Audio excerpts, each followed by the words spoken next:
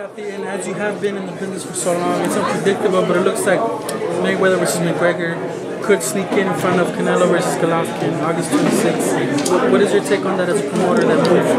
How do you see that? It's kind of desperate to me.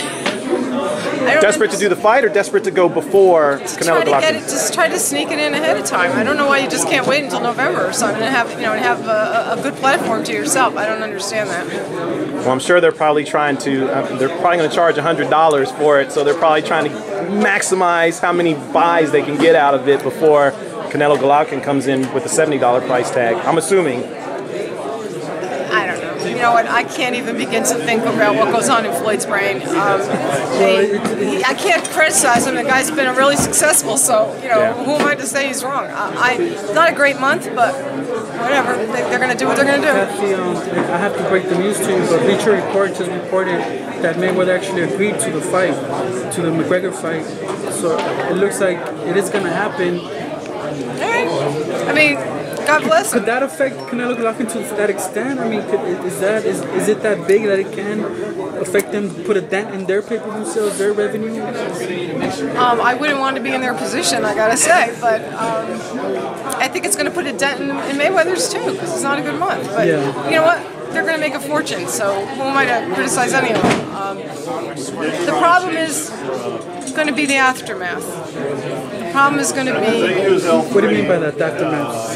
Because everybody who buys the McGregor-Mayweather fight is going to walk away disappointed, just like they did after Pacquiao-Mayweather. And then they're going to say, I never want to watch boxing again. And then they're going to go through this, I'm not going to pay for this anymore. But it looks to me maybe more like is that they're trying to make a move to try to force Canelo off of September so they can get the date that Floyd wants. I'm not so sure he's going through with this in August. Wow. That's kind of its entity on its own. Canelo Golovkin is kind of big on its own, that it'll be difficult to see that people can differentiate which fight will actually be better or not. The people who know boxing, if they have to choose, will probably choose the better event, which is Golovkin-Canelo. The Hispanic fans, I don't even think it's a close call, but those casual fans who only buy a pay-per-view once every few years, who are still just getting over what happened with Pacquiao and Mayweather, going, why did I do this again? Yeah, you want to bring them back another time. They're going to be choosing. They, unfortunately, will probably go for the one with the more hype, which is going to be the Mayweather fight, and then they're going to see it, and they're certainly not going to want to spend money a month later. Mayweather knows that. The people from the UFC know that. My guess is they're just trying to somehow bluff Golden Boy off of that September date again. Or they're going to go through with it, figuring that they're still going to make a ton of money, and they'd rather be first. You would always rather be first. Yeah. But when you have two events that close, it inevitably hurts both of them to some extent. So. Who's really making the impact here? Is it the UFC fans, the MMA fans, or is it the boxing fans? But why is this fight so sellable? Is it both sides of the... It's a circus.